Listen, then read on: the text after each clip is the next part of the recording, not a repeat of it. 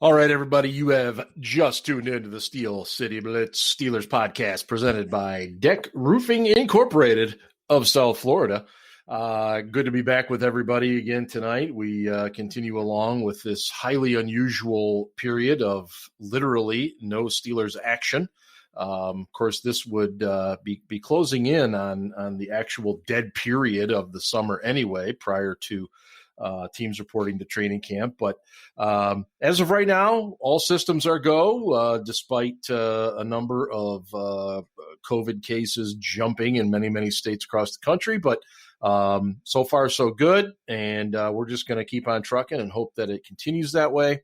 Joining me are my usual partners in crime, Ian and Ben. And Ian, what are you drinking tonight? Because I know the fans want to know.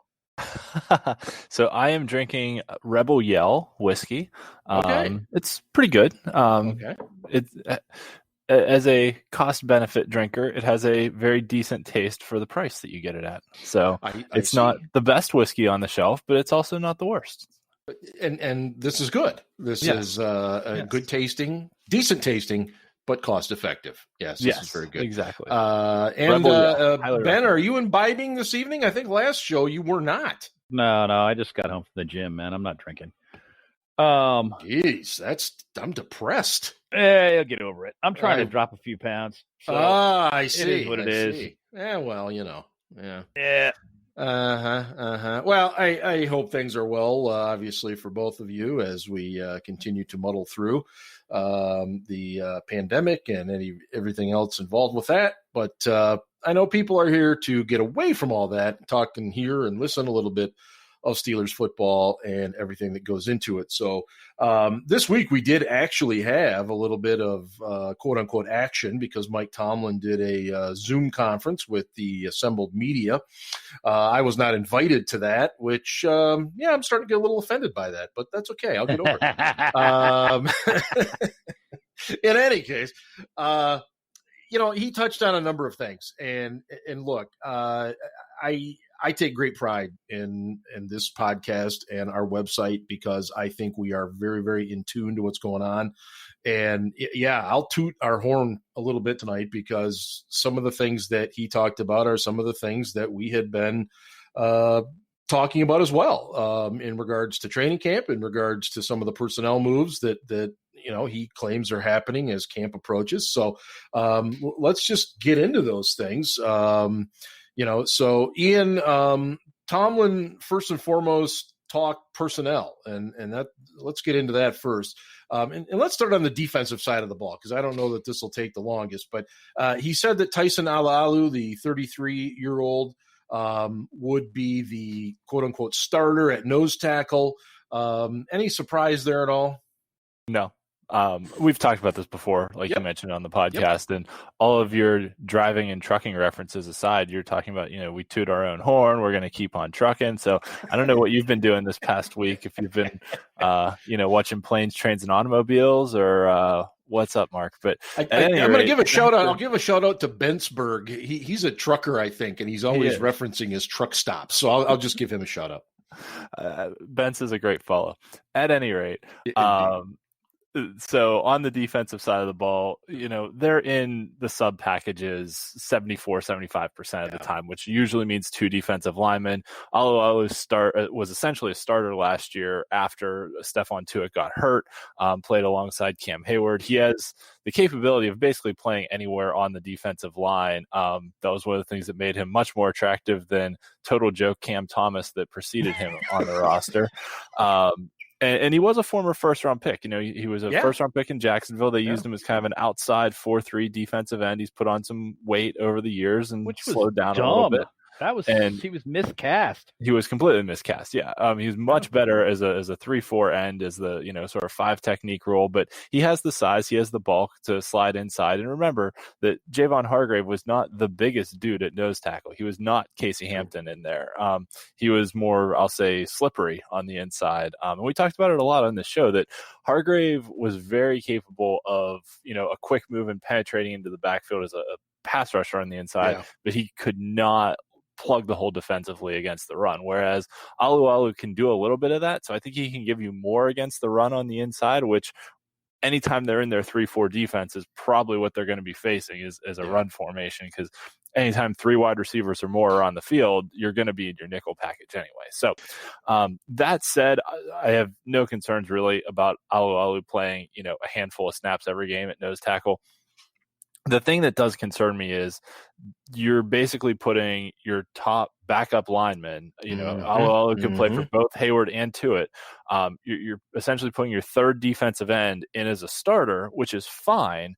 But if somebody gets hurt, then you're in a situation where what do you do? Right. And we talked about this last year on the offensive line, actually, that, they had Pouncey, and they had BJ Finney, but Finney was also the top backup at guard. So if Finney had to go in at guard, and then what do you do if Pouncey gets hurt at center, which actually happened late in the year? And, there was a whole shuffling that had to take place. So there's not a lot of depth behind the top 3 on the defensive line. They have bodies, but they're not really proven guys. So we'll kind of see where it goes. And the real concern is Stephon Tuitt just needs to stay healthy the whole year. It is honestly the biggest concern on the defense. Without saying for sure. So Ben, I don't know, this isn't really putting you on the spot, but why, other than what Ian pointed out, and the fact that the Steelers are roughly in specialty packages roughly 75% of the time, why have they moved away from the need for a traditional Joel Steed, Casey Hampton type? So cool. Don't you still want that type of guy if you're going to run a nose at any point whatsoever? Yeah, you want that guy on obvious rundowns. That's about it now. The league is a passing dominated league, and that's the game. So you need a guy who can penetrate and create havoc, which is where Hargrave excelled. And Alualu's not as good at that, in that role, as being a penetrator as Hargrave was. That said, I'm not concerned about him being the starter at nose tackle. I understand the point that Ian's making about the lack of depth. I think those guys are basically going to step up. I think they've got guys behind Alualu that they like, that they believe that if they play more, will improve, and probably improved over the course of last season. But more importantly, their third defensive lineman last year was Hargrave, and he also started at nose tackle. And then Stephon Tuitt went down, and so he became the second defensive lineman, and they were fine. The D-line performed very well. They were the best unit on the team, in my opinion, better than the linebackers even, and the linebackers really excelled. They did great, but you had a kind of a weak spot over there when Mark Barron was in the game. Still a free agent, by the way. Is he? He is. Huh. Interesting. Yeah. So I'm not overly concerned about that. Believe it or not, Hargrave is heavier than Alualu. Is he really? Yeah. About 10 pounds heavier, and he's about a little over an inch shorter. He had that gigantic ass, remember? I mean, gigantic ass and thighs. He was thick, is what you're saying, Ben. Craig, well, the way he's been described to me is, if you look at him from the waist up, he looks like he weighs 225, but if you look at his legs, he looks like he goes about 360. And he had that gigantic ass and thighs, and he weighed a little over 310. And Craig Wolfley used to call his ass his power pack, But really, the thing that makes Hargrave's game is that quick first step, that immediate step off the ball, where it's like, oh God, I got to catch this guy. And it's real difficult to catch him on reach blocks. For example, he defeats those very well. You are going to get more of an anchor. Alualu's a little stronger. You're going to get more of an anchor in those positions where you've got obvious rundowns. But he does pretty well as a pass rusher. He's not. I'd put him in at the same level with like a Kimo von Oelhoffen. Oh, good one. Yeah. Yeah. I mean, great. They're both Samoan guys, but that's not really where I was going with it. I just, I think that's about where the talent level is. And Kimo, when he played nose tackle, Joe Burrow's knee. Oh, can you imagine? Hey, you know what? That was Eric Steinbach's fault. It was Absolutely. He blocked Chemo right into him. Shoved him down as he was reaching for Carson Palmer, and it was at his last step. He didn't have a chance to pull up, and he hit Palmer in the knee. That to me was Eric Steinbach's fault. Bengals fans can quit their damn sniveling about that. Everybody who knew Chemo at that time knew he would never do that on purpose, especially the guy he knew. He knew Palmer. They were teammates. So, yeah, kind of getting back to what I was talking about a minute ago. They're kind of on the same level. And, yeah, Ian brought up the fact that Alu was cast as a 43 end for a little while in Jacksonville. Completely miscast. He's better as a DT or as a 5 tech. He can play, basically he can play 0, 1, 2, 3, 4, 5. Anything along the inside of the line, he can play it, but he's not really an outside guy. But, yeah, I'm not terribly concerned about it. What I am excited to see is what Carl Dunbar does with the other guys on the line this year. Carlos Davis, Isaiah Buggs, what like you said, there, and obviously Chris Wormley too. There's bodies, but how do they develop? I don't think Carlos Davis even makes the team. I'd be surprised. He's a nose tackle only. Yeah. Maybe he pushes Big Dan McCullers off the team, and they say, "Yeah, sorry, Dan, you've been on scholarship long enough. It's time to move on."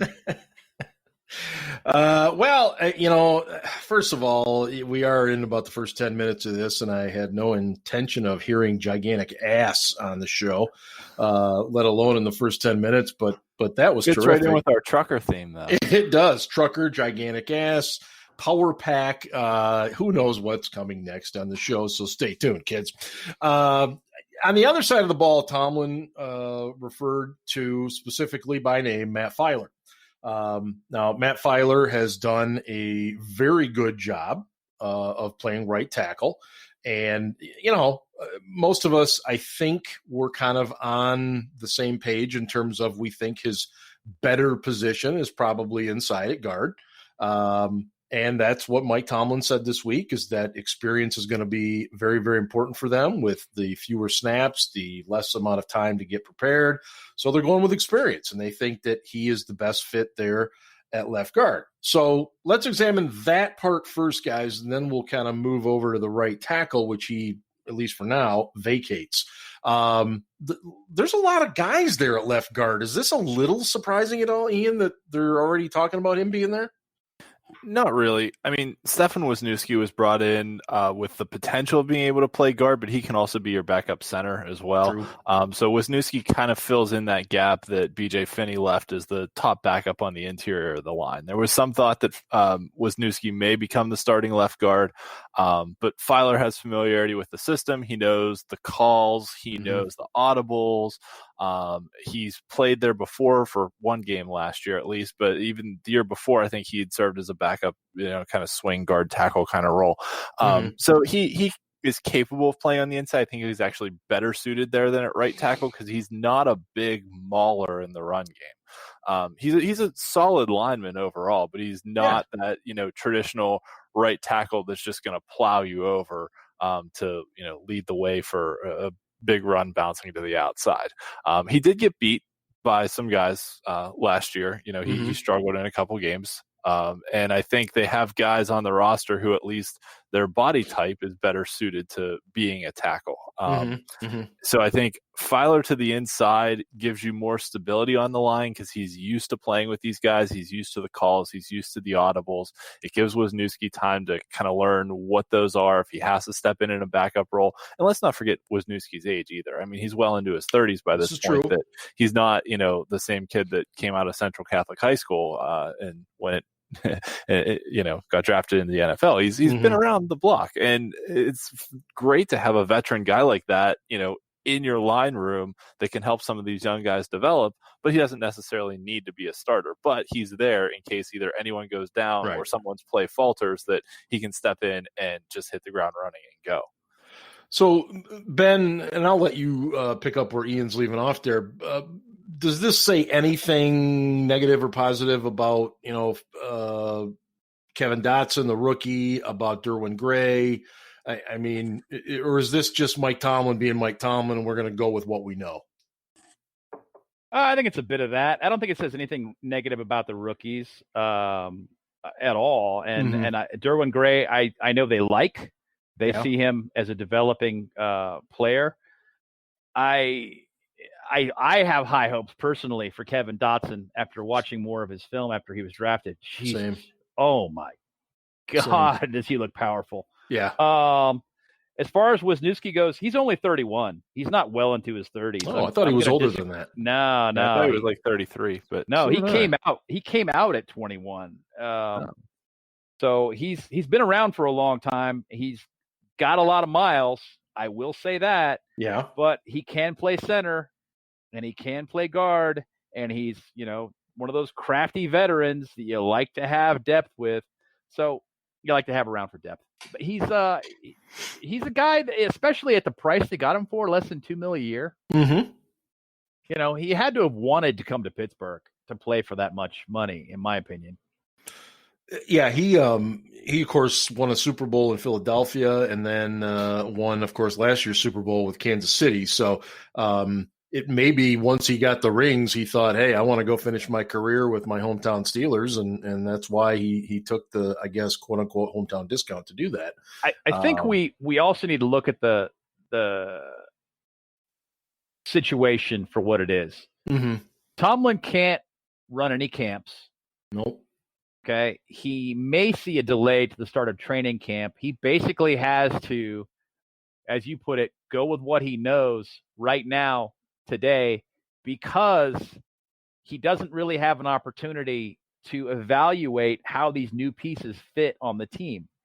And he won't have that opportunity until much later. So he kind of has to go in with a game plan and just say, look, this is the way it's going to be until somebody beats one of these guys out. And they already know that Feiler's a pretty solid right tackle. Mm-hmm. So they can put him back there if they need to. They've got a fair amount of depth at guard. So, he's got to kind of roll with things the way that they are for the time being, given the circumstances and the fact that he cannot evaluate this team until potentially even August. Yeah.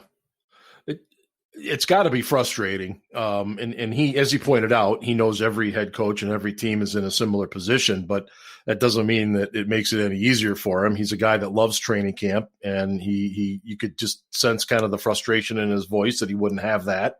And yeah, he's going to have to make some assessments a lot quicker and with a lot less bodies of research, if you will, this year than ever before in terms of finding those guys. So, it makes sense to go there. Now, Ian, you alluded to the body types. So if that's indeed how it goes and the season does start and Feiler plays left guard, then that means that we have Zach Banner versus Chooks Okorafor for the right tackle spot. Yes. Break it down. I'm just going to bite my tongue about what I feel about it, but go ahead. Break it down for how this thing's going to play out.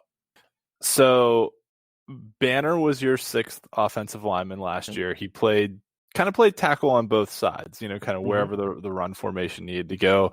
Got the sort of cult following amongst the fan base as the 72s reporting is eligible, and he's done a great job playing that up on Twitter. But amidst all that, he said a few very poignant things on Twitter over the offseason when he was a pending free agent. He said that he would love to stay in Pittsburgh. He loves the atmosphere here. He loves Tomlin, loves the locker room, loves the fans, but he believes he's capable of being one of the 64 starting offensive tackles in the league. And that's his goal. And he wanted his agent to put him in a spot where he could, compete for one of those 64 jobs. So the fact that he re-signed in Pittsburgh leads me to believe that I don't think he was offered the starting job, but I think he was offered the chance to compete for the starting job, which is something the Steelers will do. And all NFL teams do it when they negotiate contracts. They say, hey, you're going to have an opportunity in training camp to compete for this job. So I think Banner is definitely going to compete for the right tackle job and could win it. And I think he could do a pretty good job with it. he made some really good blocks last year on the outside. Granted, playing in that sort of tight end spot's a little different than playing in the right tackle spot, Certainly. but not so much different that it couldn't be done. And they've done that with guys in the past too, that they've, started them as the sixth lineman and then kind of slid them in. Chris Hubbard was a great example. Yeah. He was kind of the sixth lineman for a year and then slid into the right tackle spot and turned it into a multi-year, multi-million-dollar contract in Cleveland, who now may be replacing him because they drafted a bunch of tackles. But at any rate, they pretty much ruined him. Yeah, well, it's Cleveland, of course they did. No, he's right. He's right. Yeah. But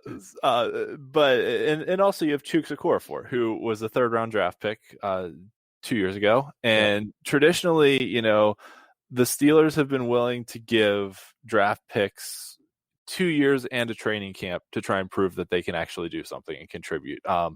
Guys like Gerald Hawkins, who got injured twice and then got a third training camp, got hurt again and got cut. Guys like Brian Allen, he played 2 years on special teams, was never able to crack even a rotational cornerback spot, and they let him go. So the Steelers have been willing to give guys basically 2 years in a training camp to prove that they can stick. And Okorafor actually played really well in the game that he started last year against the Rams. When he came out, we all talked about how he was a raw prospect. He was a young kid, but I think he came out as a junior too, and he was a young junior too. Soccer background. Yeah. But he had good footwork and he had the size, and it was really just teaching him. We knew he needed a redshirt year the first year. Last year he didn't win the sixth tackle spot. Banner won it, but he has sort of, I'll say, the pedigree, right? He's got with linemen, especially with tackles, it's like footwork is so key. So, I mean, if you have the footwork down, you can make up for a lot of other mistakes with good footwork. Calvin Beachum is a guy that absolutely comes to mind. He was a 7th round pick. He was undersized. He wasn't that strong, but he had fantastic footwork, and he was just always able to get kind of between the rusher and the quarterback. And in the NFL, that's all you need to just be able to slow those guys up for a couple seconds. And the quarterback, especially with Ben back there, is able to get the ball out. Another guy who didn't look as good after he left Pittsburgh went to New York, and their quarterbacks had no idea how to throw the ball. he kind of got run over. Or did he go to Jacksonville? He was in Jacksonville initially, and then the Jets. Yeah. And I think he's out there right now on the market. That's possible, yeah. But he was a guy who had great footwork. So, Okorafor has good footwork, but he's also got the body side. I mean, he's tall. He's got the frame for it, that he could actually be a really good starting tackle in this league.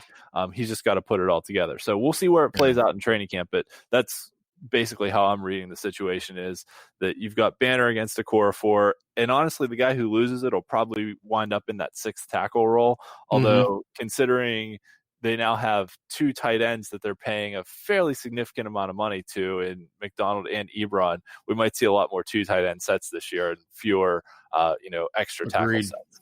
Agreed. Yeah, Ben, so, do the Steelers look at this just as, mano a mano here, or do they take in consideration, where one guy was drafted versus the other guy? How do the Steelers approach this with these 2 guys fighting for that spot? Well, Tomlin frequently says, I don't care how you got here. If you're here, you're going to compete. I don't necessarily believe that. I think that when guys have a higher draft choice invested in them, they're given more chances. As to this battle specifically, I think it'll come down to those 2 guys, and nobody else will really get a shot there. Chuks he's still only 22. He's a very young guy. Yeah, he'll be 23 in August. He's, and this is his 3rd season. He is a very young player still to this point. And Banner did okay last year, in particular as a run blocker. And honestly, that's all he was ever asked to do, because, basically he came in as that guy, that extra tackle on heavy rundowns, and, told the defense that we were going to run the ball. And, very, very infrequently was it a pass play when he was in the in the game. Mm-hmm. And he did fine. I don't like him as a tackle. I think he's stiff.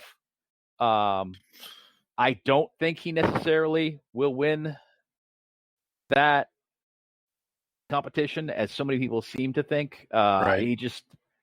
I just don't see the footwork, the lateral agility, the body control you like from a tackle. He's tall.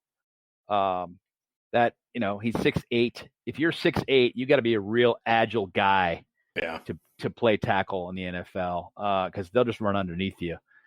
He's not as technically sound as like an Al Villanueva. Who was his dad, Banner? His dad was a starting tackle. I can't think of his name, though. Ian, who was it? Do you remember? Sorry, I should have gotten. They don't have a real solid relationship. Right. Yeah. Lincoln Kennedy. Kennedy. That's right. Yeah, that's right. He played for the Seahawks. Okay, so Chooks, Okorafor, I was told last year that they were going to give him every opportunity to win that right tackle job. It was supposedly a 3-man competition between Banner, Chooks, and Feiler. Well, Feiler walked away with it because he'd already played it and was solid in the role, and they were just like, yeah, we're just going to leave it the way it is. It's fine. And it was fine. I had no problem with the decision. But basically, they want Chooks to win the job. They're not going to give it to him, but they want him to win it because they see him as the left tackle of the future when Al is done. And they want him to get more playing time and more experience. But the only way he's going to get that is if he wins that job. They're not just giving it to him. No. So he'll get the opportunity, in my opinion, he'll get the opportunity first to win or lose that job. And it'll depend on whether or not he rises to the occasion. And, what we saw last year in August was not real impressive. It was a struggle. He's got to do better than that. If he doesn't, then, Banner will win the job. I especially versus speed rushers, I am not a fan of Banner sitting out there by himself. I'm just not a fan of that at all. Ian alluded to the potential for more double tight end formations. That's going to mean that he's not going to have an extra guy sitting out there, helping him contain that speed rusher. And that is, I don't know if that's a place I really want to see Banner, where he's got to protect a guy that, that is 38 years old. Yeah, I'm totally with you. I like the young man. I think he's a great guy. I think he's done a terrific job kind of reshaping his body. This was a guy, 400 pounds at one point. And I just utmost respect, but I'm with you. I think stiffness is what I see, and that's what worries me against those speed rushers that you're talking about. I should point out that I've been told that he's down to 343. I've heard 340s and maybe lower. But considering where he was, 343 is pretty damn impressive. He was 360 when he joined the team. And the guy is 6'8". He was at one point he was 4 bills. Yeah.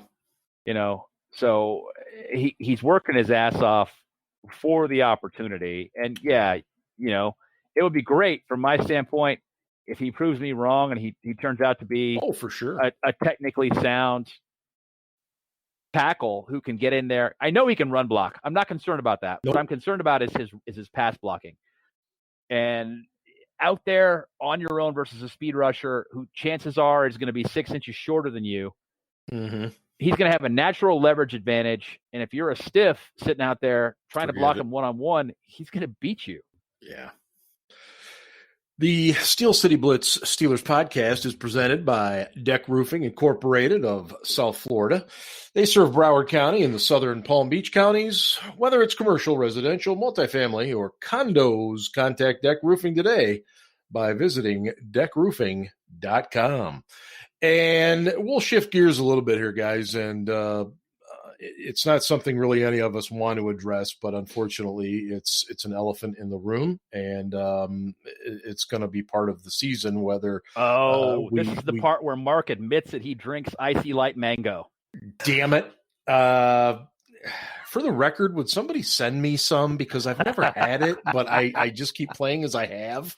But now I want to try it. In any case. Come visit me. I'll buy some and we'll drink it together. Come visit you. I'll be, drive 5 hours to get icy mango light. The wife would love that rationale. Where have you been the last 5 hours? You mean 10 hours? Because I got to come back. Well, you can spend the night. You can babysit my kids. It'll be great. Oh, that lovely.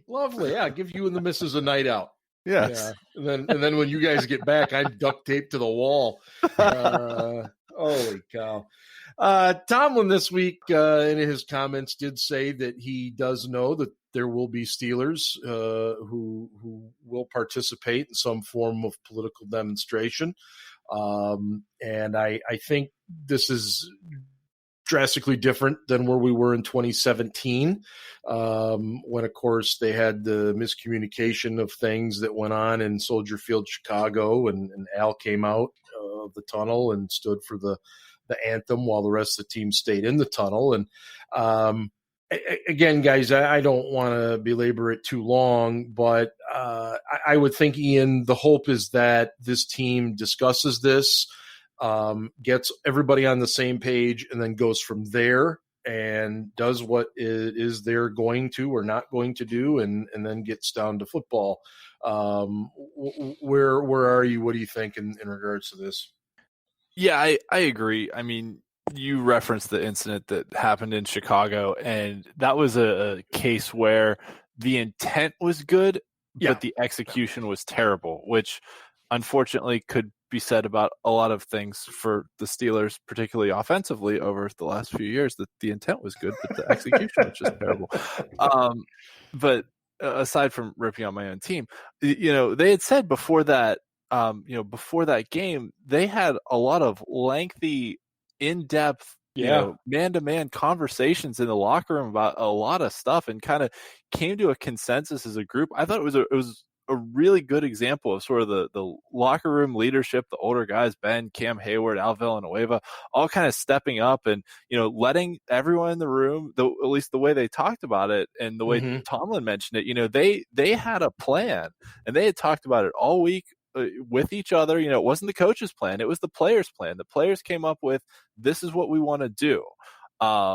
And then they just, the plan was that they were all going to come out into the tunnel and just wait in the tunnel until the anthem was played and then come onto the field. And what happened was they were walking out, and some of them stopped walking, and Villanueva kept walking a few more steps forward, but then the cameras made the depth perception in a 2D image of the camera made it seem like Villanueva was the only one standing out there, and that he was standing in front of his whole team and all that. So but the way they came up with the plan was exactly what they should do. They should have honest, open conversations in the locker room and come to an agreement that, everyone's on board with, that they can support each other. And, if some players decide that they would like to make some kind of political demonstration, that, that's within their rights to do, and they can do it. And,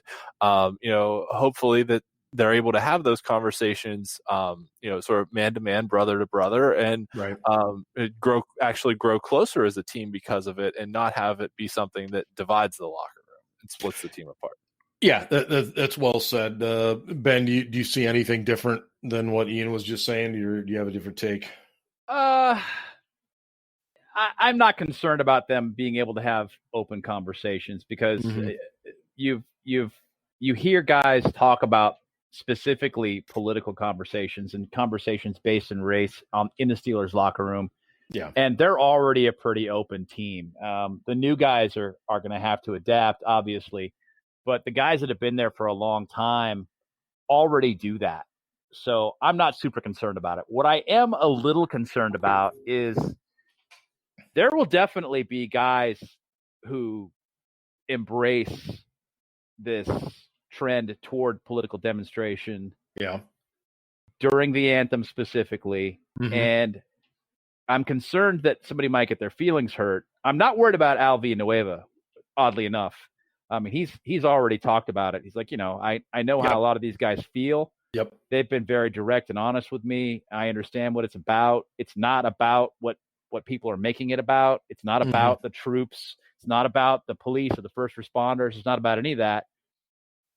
excuse me, it is about the police. Yeah, I know what you meant with the it's troops. It's not about the flag, but it's not, it's not about the disrespecting the flag or the troops. It's about the way that people of color are treated. And that's using Al's words. Right. I'm not going to chime in on this right now. No. But so I'm not concerned about him. But, I can't say that Al speaks for everybody on the team. I mean, I can't. And I'm not going to try to. I don't know how the other 62 guys, including the practice squad, might feel about it, seeing some of their teammates, do it. And I don't think that everybody is going to participate. I think that some guys will and some guys won't. Yep. I agree. I just hope that guys that don't understand that the guys that do so are not trying to do anything to spite the guys that don't, and that the guys that actually partake don't believe that if you do not participate in this demonstration, that you're racist. Okay, let's just say it. All right, because that seems to be the trend right now, is that people attack one another, at least on social media and even in public, by saying, something that I'm passionate about, you haven't even mentioned it, you're a bad person. Yeah. Where the hell did the right to free thought go? When were we supposed to become conformists to one side or the other, black or white? This is a binary issue. You have to say yes or no. No, I'm sorry. You have to allow people to think for themselves. That's the only way they're actually going to be convinced of your point anyway.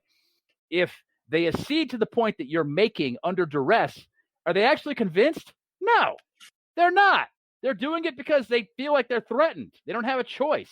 If they don't do it, they're racist. That to me is the thing that I'm concerned about. That's the crux of it right there, is that it will create a divide. I know it's going to create a divide within the league. I just don't want it to happen within my favorite team. Right. No, I'm with you. And I think it's going to go right back to, and Ian alluded to it as well, it's going to go back to leadership. Ramon Foster's gone. He's not there anymore. So it is going to fall on Cam Hayward. It's going to fall on Marquise Pouncey and Ben. And they're going to have to understand there are different viewpoints. They're going to have to take all of that into account and then still be able to have an understanding of what's going to happen and what's not. And, Tomlin is pretty hands off with these things. And, I'm hopeful that whatever decision is made, that it's just a team decision and they go with it, and that's the end of it.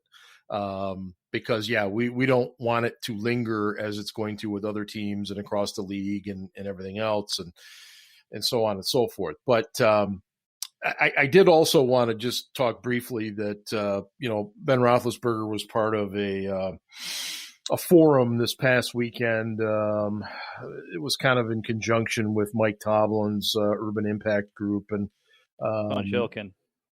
Tunch was involved, of course. Tunch, his faith is very, very important to him. And, the topic was being a better father and a better man and things like this. And, whether or not Ben knew that this stuff was going to get out of the forum or not doesn't matter. But he said that he had some issues of alcoholism or alcohol addiction and porn addiction and things like this. And, I don't mean to make too much light of it, but, porn addiction, I guess that's like 98% of men from what I'm told.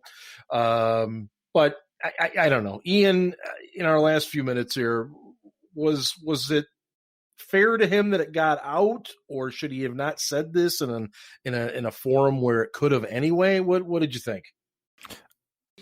I'll answer your second question first. I think it was a good statement for him to make. I mean, people with, his platform, his popularity, especially in the city of Pittsburgh, it's been pretty well publicized that, he's a dad of 3 kids and, and his past indiscretions have been publicized too. And personally, as a father, I appreciate him making comments like this, especially in a forum where he's talking to specifically other dads. Like, it was on a Father's Day, and it was part of a sort of outreach outreach to fathers about how to be better fathers, better family men. And really that's what he was doing. He was talking about, hey, I went through these struggles, I had these vices, and but it also shows it's possible to overcome them. So like for the crowd he was talking to, I think it was the right message, saying, hey, I'm a highly influential, highly popular guy, and I struggled with this stuff, and if any of you are struggling with it, like it's you can do it. It's possible to get through it, and encouraging people to be better fathers, better family men is never a bad thing at all. So it was a sort of rare moment of openness on Ben's part, that he's not usually that open about his personal life. So I thought in the forum it was a good statement to make. The question of whether or not it should have gotten out, I read that this year the forum discussion kind of happened via Zoom rather than like in person in a conference center. So you make statements like that in person in a conference center at a ticketed event, there probably isn't very much media there. If you make it on a Zoom meeting, everyone or anyone can record it, anyone can tweet about it, anyone media members could get access to it. So it's a little bit different, but I don't have a problem with him making those statements. Yeah, and Ben, before we wrap up, what was your take on it? I didn't really have a problem with it. Based upon what I've told, Ben might have chosen a better word than addiction. And that's just from people that know him. And, it's like Ben decided that he was doing some things that were harmful and not beneficial to his family. And so he stopped, and he credits his faith with that realization. Great, cool. Right. But maybe he shouldn't have used the word addiction, because he hasn't received treatment for any of these things. He just stopped. So cool. Yeah. And it's, I think the old saying is we all have something that is a vice or something like that. And, I thought he made some really good points, that athletes are often put under this microscope, that they're supposed to be 100% focused on their athletic job all the time, and that they're not supposed to have problems outside of that. And as the three of us know, that's not true. They're humans. They're people that have emotions. And as we've seen over the last several weeks with the things going on after the death of George Floyd and stuff too, we know that. So I'm grateful it didn't get nearly as much media attention as I feared it would. I'm sure there are plenty of rival fans who will bring it up when the time comes, but I'm not really overly worried about it either. That will wrap it up for this edition of the Steel City Blitz Steelers podcast, presented by Deck Roofing Incorporated. Make sure you stop by the website, steelcityblitz.com, and check us out on Twitter at SC Blitz, and of course, Facebook.com/Steel City Blitz and all that stuff. And as stuff unravels, we will be here to discuss it with you. And for Ben and for Ian, this is Steel Dad signing off. And hey, go Steelers. Ravens suck.